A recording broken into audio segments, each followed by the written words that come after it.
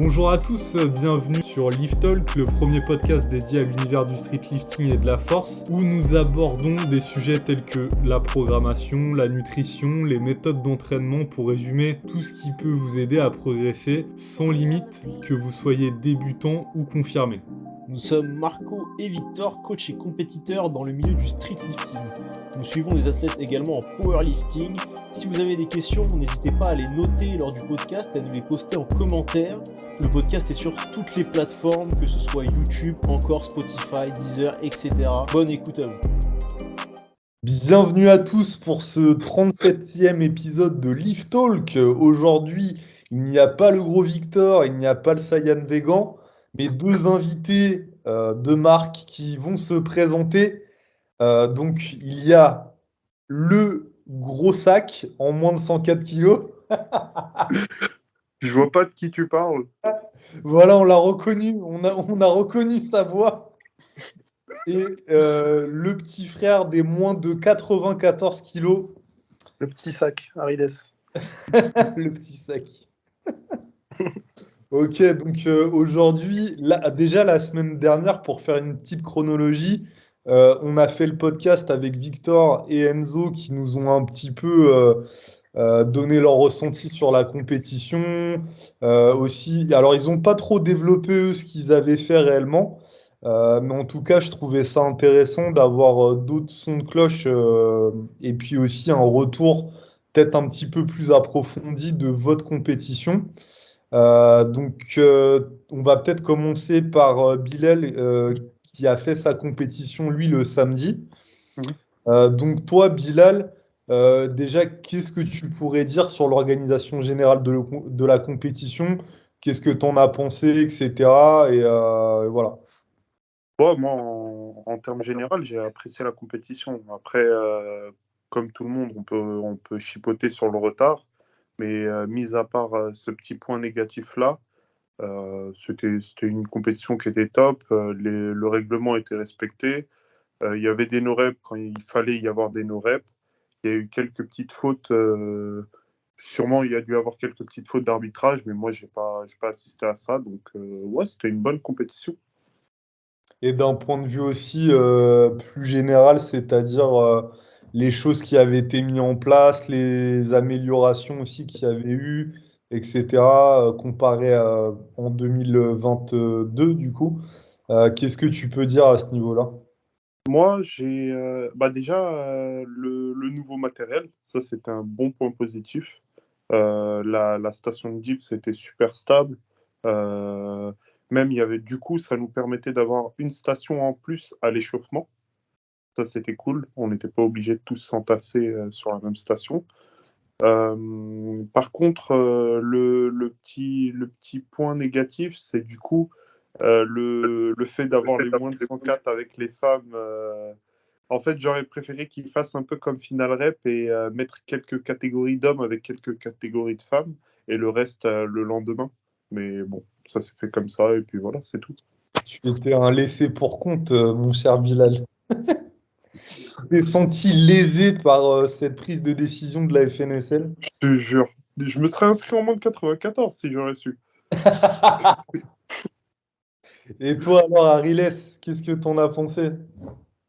Moi, je trouve qu'il y avait beaucoup d'améliorations par rapport à l'année dernière. Déjà, le fait de se peser la veille, déjà, c'est quelque chose de très intéressant. Déjà que ça permet de venir et de se recharger avant la compète. J'ai remarqué aussi qu'ils ont investi sur le matériel audiovisuel. Le live était vraiment pas mal. Il y avait 2 angles de caméra. Et aussi, ils ont acheté du matos, que ce soit les stations de dips, le timer. C'est vrai que c'est un petit détail, mais ça fait la différence. Des fois, quand on voit de côté s'il nous reste du temps, etc., s'il y a un timer, ça aurait été. C'est beaucoup mieux. Et il y avait aussi l'algorithme de. Comment il s'appelle? De Waris, qui aidait les juges à charger les barres. Et même pour nous, c'est plus. Ça permet de trouver la charge la plus équilibrée. Et même pour le matos en général, la station Dips, le rack à squat, pas le rack, mais le truc en bois, comment on l'appelle, Marco? La station dips ou le... La planche en bois pour le squat. Ah oui, la plateforme, ouais, la Ouais, plateforme. voilà, la plateforme au squat. Que pour résumer, il y avait beaucoup d'améliorations. Et ce que je trouve dommage, c'est qu'il n'y avait pas assez de bénévoles, ce qui a créé un gros retard sur les 2 jours, et surtout pour le premier jour. Il y avait 3 heures de retard pour le premier jour, et deuxième jour, les moins 66 sont passés vers 20h, 21h, ce que je trouve dommage. Mais voilà, hein, c'est des petits axes d'amélioration. Mais en général, il y avait beaucoup d'améliorations. Je trouve ça pas mal. Ok, et justement, vous, comment vous verrez potentiellement une évolution sur l'année 2024? Qu'est-ce que vous feriez, vous, par exemple? Qu'est-ce que vous mettrez en place? Du coup, je prends la parole. Du coup, ce serait, je ne sais pas s'il y a les fonds, mais ce serait peut-être intéressant de payer enfin, de ne pas prendre des bénévoles et de payer des gens pour être sûr de leur présence et garantir justement ce respect de l'heure. Si quelqu'un est payé, forcément, on en attend plus de lui que si c'est un bénévole. Après, comme j'ai dit, comme dans Final Rep, j'aimerais bien une équité au niveau du placement des catégories de poids. Ça permettrait aussi de rapporter plus d'argent à la FNSL, étant donné qu'il y aura plus de spectateurs sur le jour 1, parce que là, la majorité des gens se sont déplacés du coup sur le jour 2. Sur le jour 1, il y avait moins de monde, or que s'il y a des catégories phares dans les 2 journées, ça permettra de rapporter plus de visibilité à la compétition. Et voilà. Ok. Pour moi, je suis un peu d'accord avec Bilal. Et la chose à rajouter, je pense, c'est de faire la compétition dans une plus grande salle. Parce que c'est vrai que la Courneuve, c'est une très bonne salle, mais avec l'expansion de ce sport, c'est un peu dur d'accueillir tout le monde. Et si c'est possible, avoir un espèce de gradin qui permet que tout le monde voit ceux qui font la compétition. Et aussi mettre plus de priorité sur l'espace compétition plutôt que sur l'espace échauffement. Et je pense que c'est tout bon. Et pour les juges aussi, on peut pas s'attendre, on peut pas mettre des attentes pour quelqu'un qui est bénévole. Donc, ce qui pourrait être pas mal, c'est de faire des formations comme l'Atlas Mangerand. C'est ce qu'ils font, ils payent leurs juges et ils font aussi des formations de 2-3 mois avant leur compétition pour bien former les juges et pour avoir assez de staff pour pouvoir gérer la compétition et ne pas avoir de retard. Je trouve ça très intéressant. Je trouve ça même essentiel pour que les compétitions soient carrées. Ouais, ouais, bah ça, c'est un truc, c'est vrai que c'est quelque chose qu'il vous faudrait vraiment, vraiment mettre en place en 2024. Et j'espère d'ailleurs que ça se fera. Et puis pour le lieu de la compétition aussi, on pourrait imaginer, je sais pas ce que vous en pensez, vous les gars, mais par exemple que ça se fasse aussi totalement ailleurs, en fait, que par exemple, hein, au hasard, hein, que ça se fasse à Nantes, par exemple. Au hasard. Non, parce qu'en plus de ça, d'un point de vue financier, je pense que les locations de salles ou quoi doivent être forcément beaucoup plus chères en Île-de-France en province. Et après, à voir aussi, est-ce que ça freinerait pas certaines personnes forcément à se déplacer? Même si je suis pas certain de ça, je pense que les compétiteurs feraient l'effort de se déplacer. Après, c'est plutôt au niveau du public que là, forcément, il y aurait peut-être un petit peu moins de monde, encore que. Mais je pense que ça, c'est peut-être aussi une piste de réflexion à avoir. Pas que pour les France, hein, pour autre chose, et même dans différentes régions de la France, comme ça se fait en powerlifting, où en fait, chaque année, c'est dans un coin différent, quoi, pour un petit peu aussi faire tourner, pour pas que ça soit la même fédération, enfin la même ligue, qui prenne en charge tous les ans. L'organisation, etc. Parce qu'on sait que c'est du taf, quoi. Je suis d'accord. C'est Le fait de, Anthony. le fait de faire comme le powerlifting, je pense que c'est pas mal. Parce que eux, déjà, c'est un sport qui est plus développé et prendre le meilleur de ce que fait le powerlifting, je trouve ça pas mal. Ouais, je pense qu'il faut s'inspirer des trucs qui fonctionnent et qui fonctionnent bien, quoi. Et donc, bon, on va pas s'attarder trop là-dessus. On en avait déjà bien parlé dans l'épisode précédent. Et justement, bah, alors vous, je sais pas qui veut commencer, mais expliquez-nous un petit peu ce qui s'est passé là, il y a 2 semaines là. Je laisse la parole à Bilal. C'est lui qui a fait la compétition premier, je pense. Il vient, il me tend les. Bon, du coup, pour ma part, j'ai fait la KT en 4. Ça s'est même plutôt bien passé. Je pense pas que j'aurais pu faire beaucoup mieux ce jour-là en termes de total. Donc, déjà, j'arrive sur le premier mouvement, à l'échauffement, muscle up. Donc, je vole, littéralement. Je me sens super léger. Alors que 2 heures avant, j'allais voir Marco. Ah, j'ai dormi qu'1 heure, je suis fatigué, nanana, nanana. J'ai pas compris ce qui s'est passé. Je tire, je me sens bien. Mais je pense que ça, c'est le muscle up. En fait, il réagit bien au taper. Et quand on enlève toute la fatigue qu'on a accumulée durant les blocs précédents, bah, c'est là où on voit finalement les kilos qu'on a réussi à acquérir. Donc, premier mouvement, muscle up, premier essai, 15 kilos, qui passe très bien. On devait commencer à 12,5, mais bah, j'avais la tête dure, j'ai forcé Marco, non, je veux 15 kilos. Il a cédé, et du coup, j'ai ouvert à 15. Ensuite, deuxième essai, 20 kilos, du coup, parce que bah, il a vu que ça montait plutôt bien. Honnêtement, j'ai eu peur quand il m'a dit 20 kilos, mais je me suis dit, vas-y, s'il voit les 20, ça devrait passer. Et ensuite, il m'a dit 22,5. J'ai commencé à rire tout seul dans ma tête.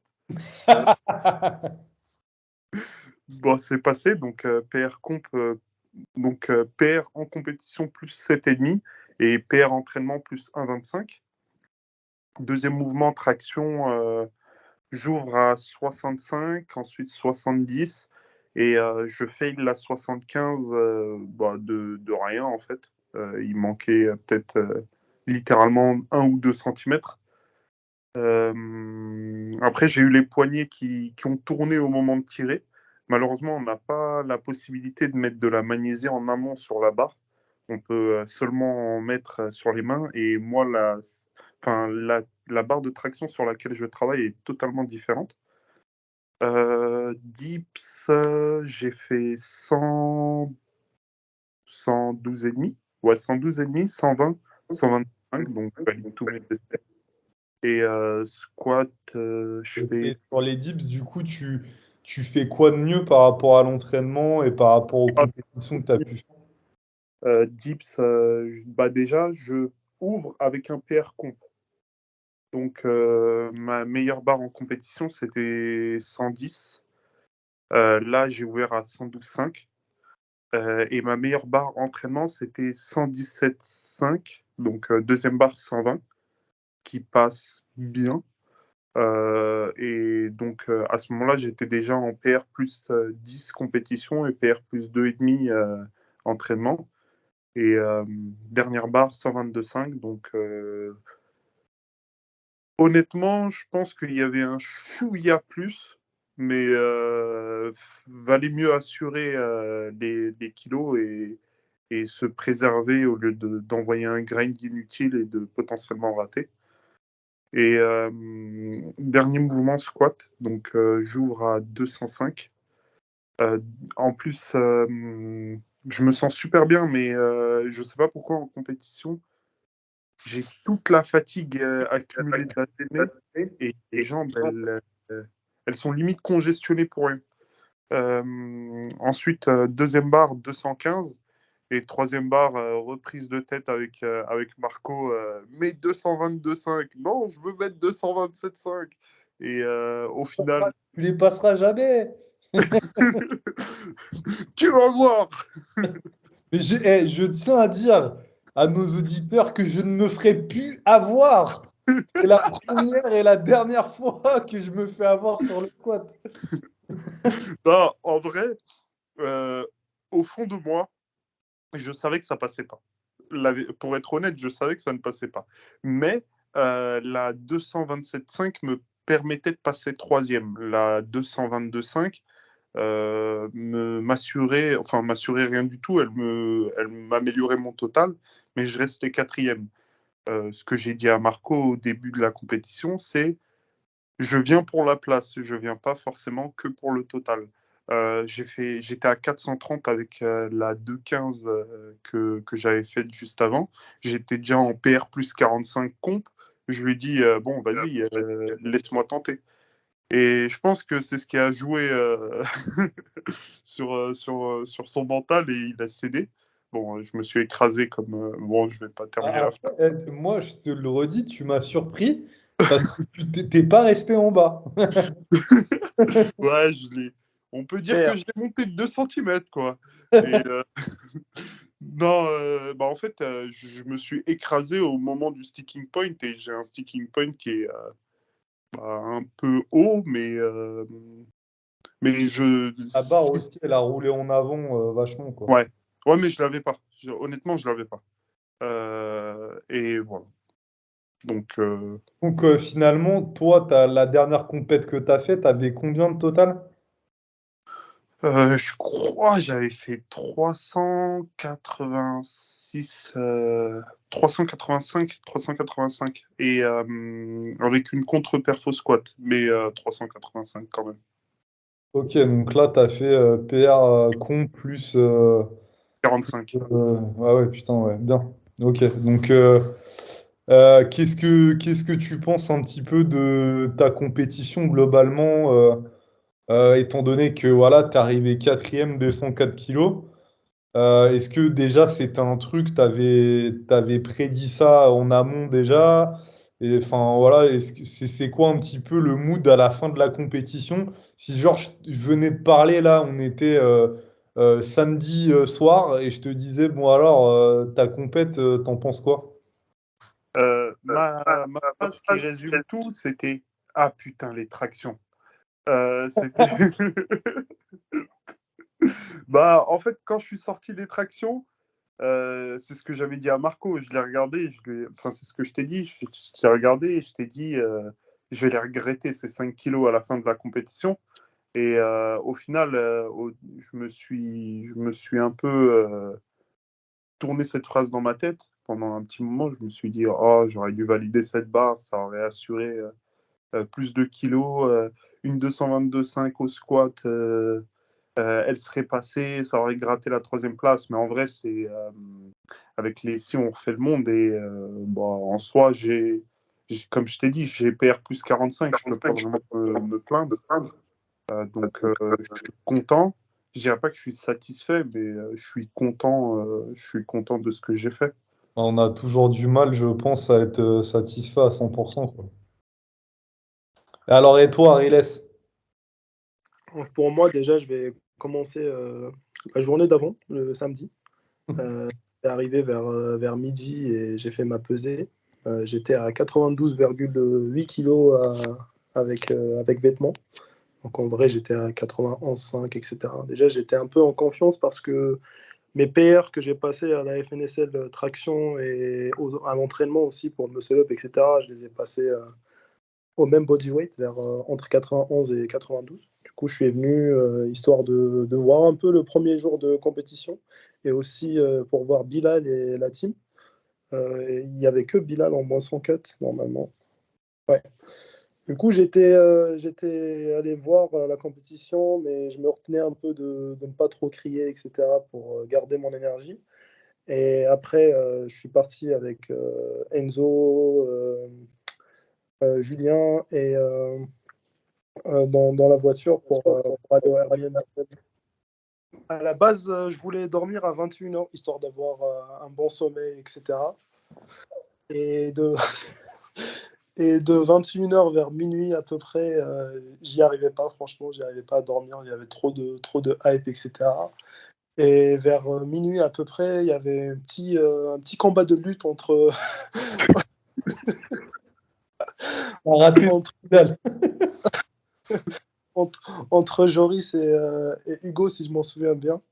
Et ça tapait vraiment des barres. Et moi, j'étais dans la même chambre que Enzo. Je pense au dernier podcast, Enzo aussi a parlé un peu de sa petite frustration. Mais moi, contrairement, j'étais pas très frustré parce que j'arrivais pas à dormir.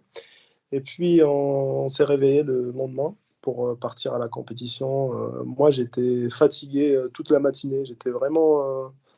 J'essayais au maximum de m'écarter de la zone de compétition, histoire de ne pas trop avoir de bruit, parce que c'est hyper fatigant. Et du coup, pour me mettre dans le mood de compétition, ce que j'ai fait, c'est que je suis parti à l'espace cardio pour marcher un peu pendant 15 minutes, parce que ça répliquait un peu mon entraînement, parce que j'ai 10-15 minutes à pied de chez moi vers la salle. Et j'ai mis mes écouteurs, j'ai mis ma meilleure musique, histoire de se hype de se mettre dedans. Pour moi, l'objectif pendant la compétition, c'est vraiment de ne pas faire les mêmes erreurs que ma première FNSL. Et surtout, cette année, j'étais pas seul, j'étais accompagné de la team Lift Trainer. Et surtout, j'étais beaucoup plus déterminé et j'avais un but à chercher qui était de 450 de total. Et vers 14 heures à peu près, c'était autour des. On commençait à faire l'échauffement. Et Marco m'a envoyé son coaché, Bilal, pour m'encadrer et pour gérer mes passages, surtout pendant toute la compétition. Tu as fait un gros travail, Bilal, franchement. À ce jour, je suis très reconnaissant. Donc pour commencer un peu, j'ai commencé avec une ouverture à 17,5 au muscle-up, parce qu'à l'échauffement, ça bougeait hyper facilement. Comme l'a dit Bilal, le muscle-up réagit bien au picking et au taper surtout. Donc j'ai commencé à 17,5, ça a volé. Je faisais extrêmement attention au fait de ne pas faire de rebond en bas.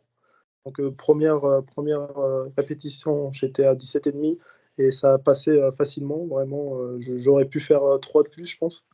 Après, deuxième passage, Bilal m'a mis 21,25 qui passait hyper facilement aussi.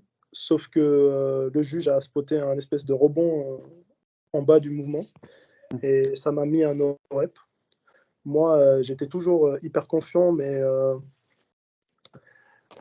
Bilal ne voulait pas que je mette plus pour le muscle-up, histoire de rester prudent, parce qu'il n'y avait pas beaucoup de kilos à gratter. Au début, je voulais vraiment faire plus, mais avec du recul, tu te dis que c'est mieux de garder la même charge, histoire d'assurer et de faire plus aux tractions. C'est ce qui s'est passé du coup. C'est ce qu'il me disait Bilal, histoire de me convaincre. Et du coup, je suis parti sur 21-25, même charge, et ça passait toujours facilement. J'ai toujours ce petit regret de ne pas avoir fait une plaque rouge au muscle-up, mais je garde ça pour les prochaines compètes, je pense. Ça me motive encore plus à aller chercher en camp et à respecter les standards de compétition. Après, pour les tractions, toujours à l'échauffement, je sentais que c'était hyper facile. J'ai fait mon ouverture à 62,5. Je trouvais qu'aux tractions, j'étais mou. Du coup, ce que j'ai fait pour le deuxième passage, c'est que j'essayais de me hype au maximum. Et Bilal aussi me donnait quelques petites directives pour mieux gérer ma hype et ne pas et pouvoir se hype au bon moment. Je trouve que ça m'a beaucoup, beaucoup aidé. Et puis j'ai enchaîné avec la 67,5 qui passait plus facilement que la 62,5 parce que Bilal m'a dit si tu veux que je te mette un PR aux tractions, il faut que tu me prouves que j'aurais raison de te mettre 71-25. C'est pas ça, Bilal? Non, en vrai, c'est la phrase de la hype. Tu balances un. T'as envie de balancer un PR? Bah, montre-moi que ça passe très, très, très facile. Et du coup, ça lui a permis, lui, de se mettre en confiance sur sa deuxième barre. Et du coup, bah, tu sais, ça le hype aussi encore plus pour sa troisième barre. Je te rends la parole. Ouais. Et du coup, pour la troisième barre, j'ai enchaîné avec 71-25, qui est un PR plus 1,25 en compétition. J'ai fait 70 à la précédente FNSL, la FNSL Traction. Et ce qui est bien aussi, c'est que j'ai fait ça après les muscle-up et pendant la compète la plus importante de l'année. Donc j'étais hyper satisfait et je pense que j'avais pas grand-chose de plus aux tractions. Et puis j'ai enchaîné avec les dips. Vraiment, le PR traction m'a vraiment mis en confiance pour les dips. Donc j'ai commencé avec un opener à 115 qui était passé hyper facilement. Je sentais toujours que j'avais 2 ou 3 de plus. Et puis j'ai enchaîné avec 125. C'était une tentative d'égaler mon PR à la FNSL Dips. Et je l'ai tenté. C'est passé plus facilement que la FNSL Dips. J'ai vraiment pas beaucoup grind. Et pour la troisième barre, du coup, on a décidé de faire 127,5. J'y allais, j'étais très confiant. Dans ma tête, il n'y avait aucune raison que ça passait pas. Et quand je suis descendu, du coup, j'ai perdu toute la tension en bas et ça m'a empêché de remonter au dips.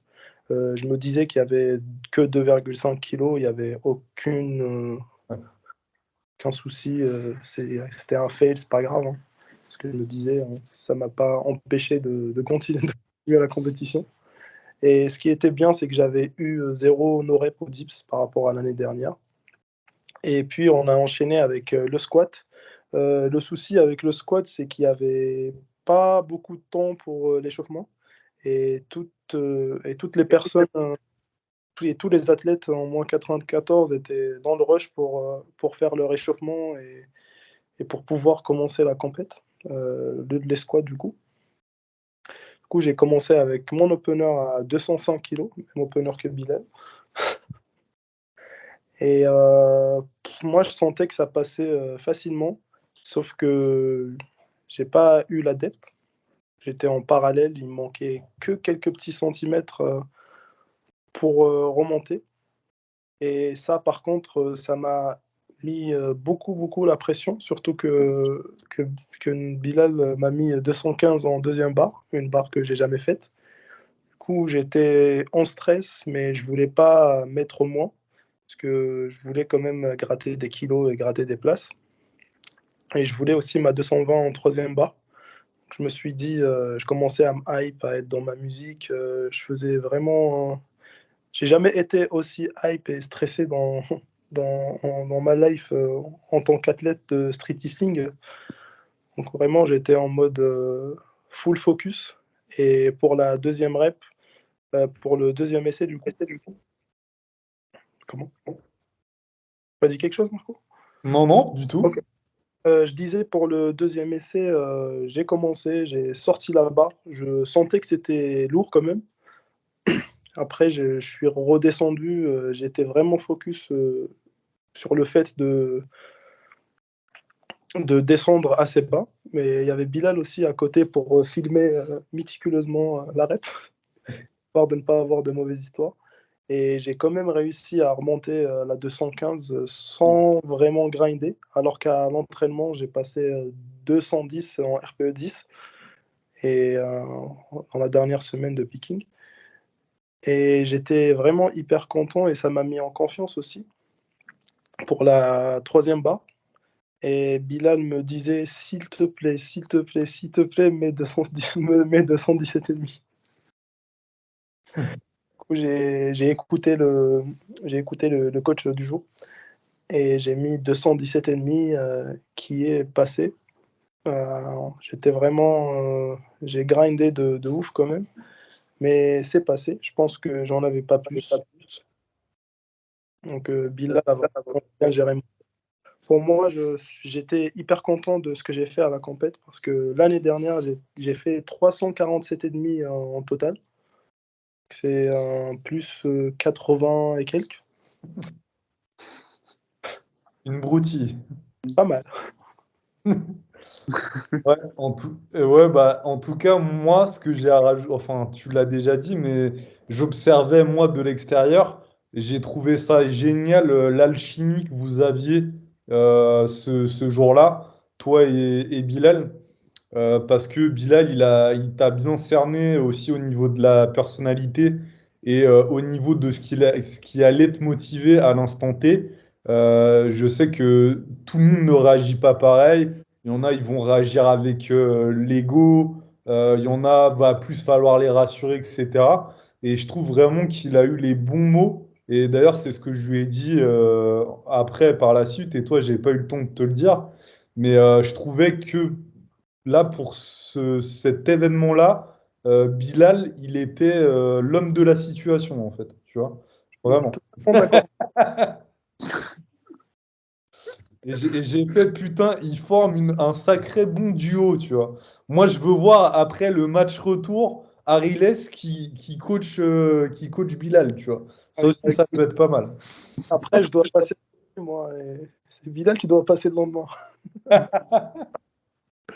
Alors, je vais même pas répondre parce que ça va partir en provocation en plein live et on est déjà à 45 minutes et on pourra pas couper toutes les insultes qui vont sortir. Ouais, donc, en fait, super compète pour vous deux, même peut-être encore plus pour toi, Ariles. Enfin, je pense que vraiment, vous deux, vous avez eu votre revanche sur l'année dernière, et surtout toi, Ariles. Je pense aussi que, enfin, moi, le sentiment que j'ai eu de l'extérieur, j'ai été quand même vachement dans l'intérieur, mais c'est que le fait que qu'on soit beaucoup plus structuré, que vous soyez beaucoup plus entouré, ça aussi, ça a fait que potentiellement vous avez plus performé, vous vous êtes senti aussi en sécurité, forcément stressé par la compétition, mais peut-être aussi apaisé parce que voilà, il y a les potes et tout, il y a les partenaires et tout, donc voilà. Et puis, moi, la question que j'avais justement, c'est qu'est-ce que vous en tirez maintenant de cette expérience-là de ces championnats de France? Et puis, un petit peu pour développer ensuite, qu'est-ce que vous projetez de faire en termes de compétition, même en termes d'entraînement, ça peut être intéressant à développer. Qu'est-ce que vous avez vu ce jour-là, peut-être qui est améliorable et intégrable dans votre entraînement pour encore optimiser la progression, etc. C'est quoi un petit peu votre retour à vous deux, les gars? Cette fois-ci, je vais commencer. Donc, moi, je trouve que déjà, dans l'ensemble, je trouve que le fait d'être vraiment délégué de tout, tout ce que j'ai fait, c'est vraiment me concentrer sur ma compétition. Le fait d'être en équipe, vraiment, à nous faire entrer dans le match et à ne pas se concentrer sur autre chose. Parce que l'année dernière, j'étais vraiment en train de penser à tout, c'est moi qui gérais mes barres, j'étais en full stress, déjà que c'était ma première compétition. Le fait d'être accompagné cette année m'a vraiment beaucoup aidé.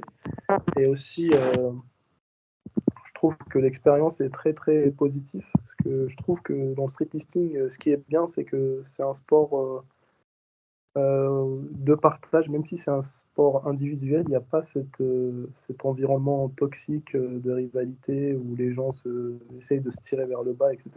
Je trouve que dans le street, les gens se tirent vers le haut et je trouve ça très très bien. Et ça m'a aussi permis de connaître beaucoup de gens et de connaître et d'avoir eu l'opportunité de voir quelques personnes qui étaient loin de France ou loin de Paris. Bah, par exemple, Alexis Gabory ou Alexandre 012. Hein, etc.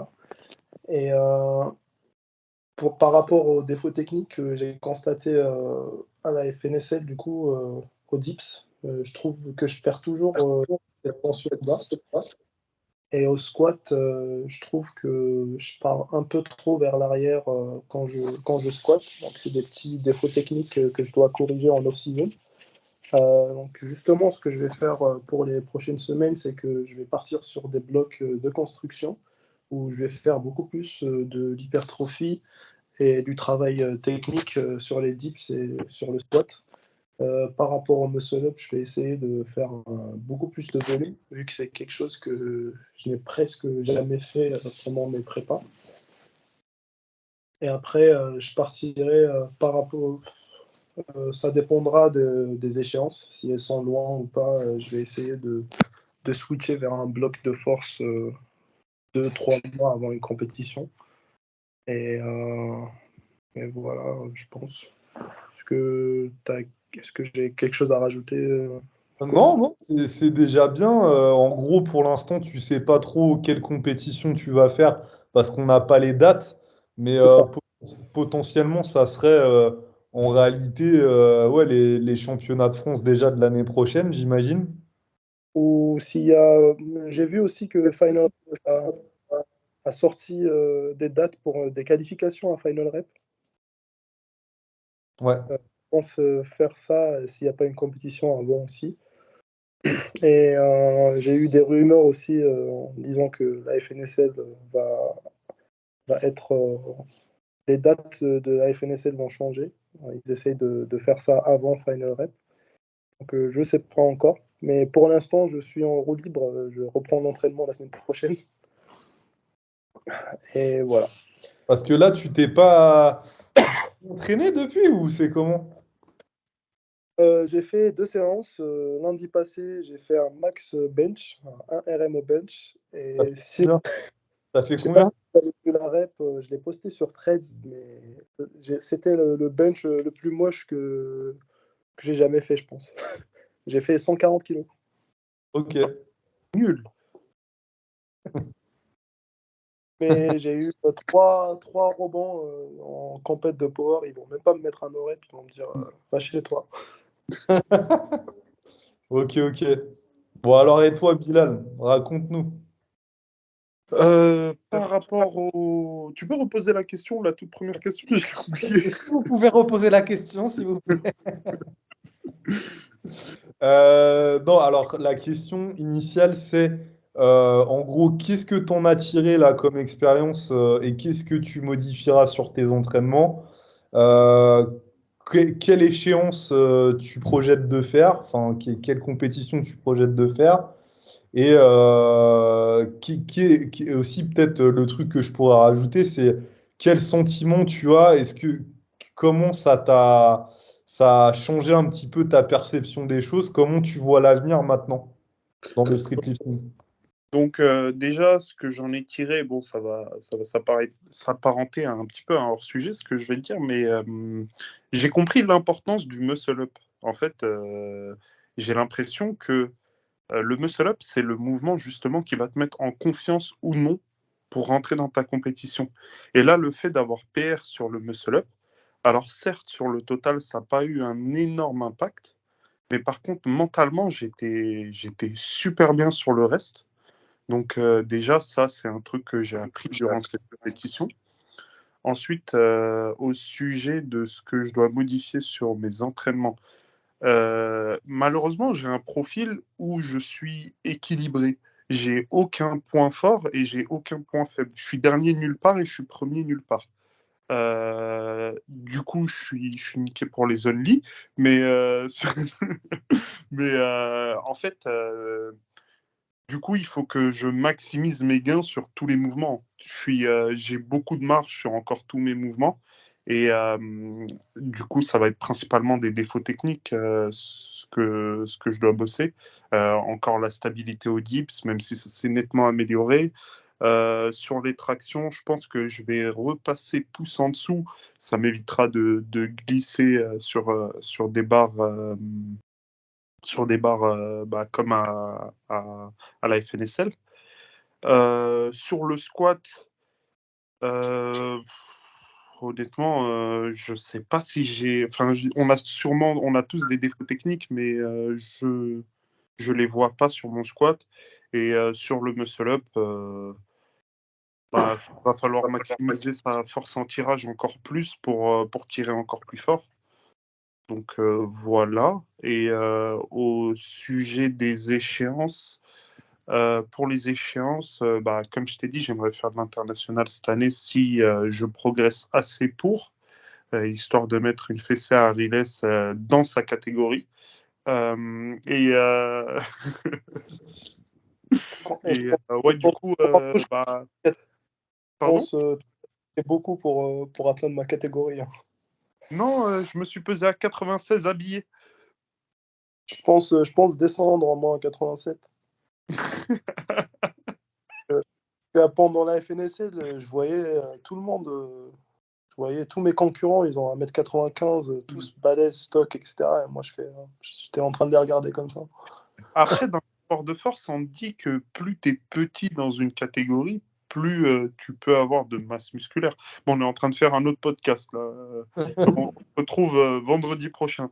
Euh, non, mais ouais, du coup, moins de 94 pour moi, je pense, si c'est à l'international, parce que à l'international, c'est plus de 94. Donc, je vais me retrouver avec des mecs qui squattent mon total, ça m'intéresse pas trop.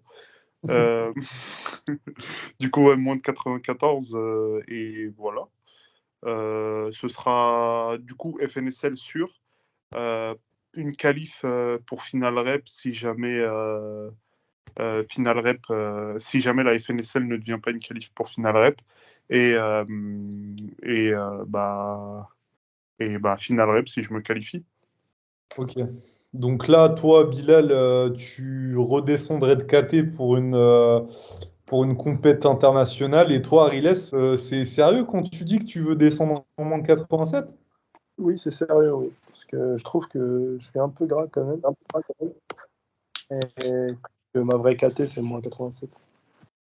Après, il faut vraiment faire des efforts, mais et je pense aussi que j'ai un peu plus de chance d'avoir un podium en moins 87 plutôt qu'en moins 94. Parce que les totaux en moins 94 sont en train d'augmenter vraiment. Et les top athlètes en moins 94 ont un gros total par rapport aux top athlètes en moins 87. Et Après, aussi, t'es pas si loin que ça du podium, hein. Tu as fait 435, je crois. oui. Et c'est... J'étais sixième et Ouais, mais il était à 465, le troisième. oui, mais Il y c'était a 30 hyper kilos. serré, hein. Ouais, c'était Après, relativement jouable. faut pas oublier aussi que les top athlètes se sont pas inscrits, hein. Les Bah, Baki, Théo. moi, à part Baki et Théo, après peut-être j'en oublie. Et il y avait Captain qui venait remplacer un peu un top athlète parce que il n'était pas en moins de 94 normalement. Euh, C'était une bonne catégorie, je trouvais. Et Oui, il y avait combien de participants dans ta KT, Ariles? Vous étiez 8 ou 7? on Oui. était, on était 8. Ok. Donc après, qui est-ce qui est arrivé après toi? Avant moi ou après moi? Après. Après, il y avait Bax et Ouzou. Et il y avait 3,75 et Alexis. Ouais, Alexis, il était juste devant toi, c'est ça? Et il y avait Mino aussi en Attends, on quatrième. t'entend mal avec ton micro, Ariles. Tu m'entends là? Ouais, je t'entends mieux. Je disais aussi, la quatrième place n'était pas si loin que ça aussi, puisque c'était grâce au troisième essai de son squat qu'il a réussi à prendre la quatrième place. Donc c'était vraiment pas loin, hein. Qui a pris la quatrième place déjà en moins de 94? Lino, Non. le mec qui a Il a squatté. sorti un squat je ne sais d'où, 237,5. Ah oui, C'est aberrant. ok. Donc là, concrètement, Vous voyez comment un petit peu l'évolution des catégories et des gens qui composent les catégories, par exemple pour l'année prochaine, etc. Si vous projetiez un peu les choses, comment ça va évoluer, comment ça va se passer? Bah, déjà, je pense que l'année prochaine, en moins de 94, en dessous de 450 de total, tu te qualifies pas. Et c'est très inquiétant. Non, sérieusement, ça évolue bien. Les totaux augmentent, ce qui est logique au fur et à mesure des années, parce que bah, les gens s'investissent de plus en plus et ont de plus en plus de temps d'expérience dans la discipline. Après, au niveau, je pense que les espoirs, du coup, ça donnera un petit peu plus de lumière sur les FNSL Espoirs. Parce que je pense que c'est pas à la portée de tout le monde d'avoir 450 de total en 1 ou 2 ans de pratique. Donc, du coup, il va y avoir de plus en plus de demandes. Et il va même falloir peut-être rajouter espoir des espoirs parce que bah, ces KT-là vont être pleines. Et moi, j'ai une proposition à vous faire là en podcast, enfin une proposition, c'est une idée. Ça serait de faire aussi des championnats de France juniors. Je Parce suis d'accord. que Ariles, toi, je crois que tu as 23 ou tu vas avoir 24. J'ai 22 ans. Ouais, donc en gros, toi, tu pourrais encore 1 an bénéficier des championnats de France juniors, quoi. Ah, Parce que je je pense que je pense que peux. c'est vraiment un truc intéressant parce que ça multiplierait les compétitions et ça permettrait du coup d'avoir beaucoup plus d'athlètes qui pourraient participer sans pour autant faire des compétitions bis en mode Espoir 2. Tu vois, là, ça aurait vraiment une valeur parce que tu serais quand même champion de France junior, quoi. Je pense que, à part Enzo, plus jeune à la FNSL. Après, il y a beaucoup de gens, je trouve, qui ont entre 20 et 23 ans, hein. Ouais. Donc ça, c'est une idée. Et puis, en plus de ça, tu verrais vraiment les espoirs. Je pense que comment dire, les masters, ils pourraient voir un petit peu ce qui se passe en junior. Et enfin, en gros, ça les motiverait, quoi. Parce que tu as les petits jeunes qui poussent derrière et les autres, ça leur fout la pression pour continuer à progresser, quoi. D'accord. Après, sur le calendrier, il faudrait mettre ça avec assez d'écart pour que un mec comme Ariles, qui a le niveau de faire les Open, il puisse faire et les espoirs et les Open. Ouais, à voir aussi après, après, libre à lui aussi de prioriser et peut-être de sélectionner qu'une compétition, hein. Parce que, genre, en junior, je vois, il y en a pas non plus des masses qui se ramènent en open après, hein. Ouais, c'est vrai. Après, faut juste avoir assez de pratiquants. Ouais. Ouais, les only, déjà, il y avait presque personne en KT lourde. Et je pense que c'est pas la même chose déjà, mais peut-être qu'en 2024, il y aura beaucoup plus de participants et du coup, il y aura beaucoup plus de niveaux. Et je suis d'accord avec Bilal, le fait de ne pas avoir les minimums en 2024, je pense 450 sera le strict minimum. Et ce qui sera bien aussi, c'est que les KT moins 104 et plus 104 sont en train de se développer. Et il commence à y avoir du vrai niveau dans toutes les KT. C'est ce qui est bien. Ouais. Bah là, en plus de 104, ils étaient que deux, malheureusement. Parce que c'est vraiment une KT, là, pour le coup, moi, je considère que c'est exceptionnel. Je repense à David qui fait des muscle-up à 20 kilos alors qu'il fait 110 kilos de poids de corps. Moi, je trouve ça extraordinaire, hein, vraiment. Ouais, c'est aberrant. Ah ouais, il est extrêmement fort au tirage, même au dips, il est pas du tout ridicule. Bah, en fait, c'est aux tractions. Genre, moi, ça m'a choqué qu'il ait une traction pas si énorme que ça par rapport à son muscle-up. Il me semble qu'il avait fait genre 65 en traction, alors qu'il avait fait 21-25 ou 22-5 en muscle-up. Ah ouais, ouais, peut-être qu'il a, je sais pas, faudrait voir ce qu'il a essayé en troisième barre, mais ouais, ok. Et du coup, pour un petit peu le mot de la fin, qu'est-ce que vous feriez, vous Ah non, attends, tiens, une question qui pourrait vraiment aider les gens qui nous écoutent. Quel conseil vous auriez donné à quelqu'un qui voudrait faire les championnats de France? Je t'en prie, Ariles.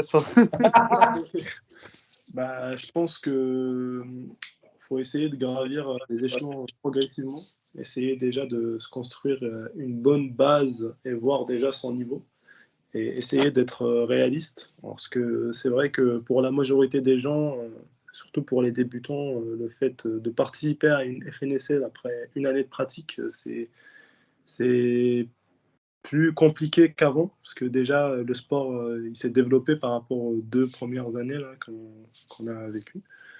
Et aussi, je trouve que ça serait pas pour tout le monde. Je pense que les places vont être de plus en plus limitées. Et un conseil que je peux donner, c'est vraiment d'essayer de se renseigner au maximum sur les différentes techniques de s'entraîner.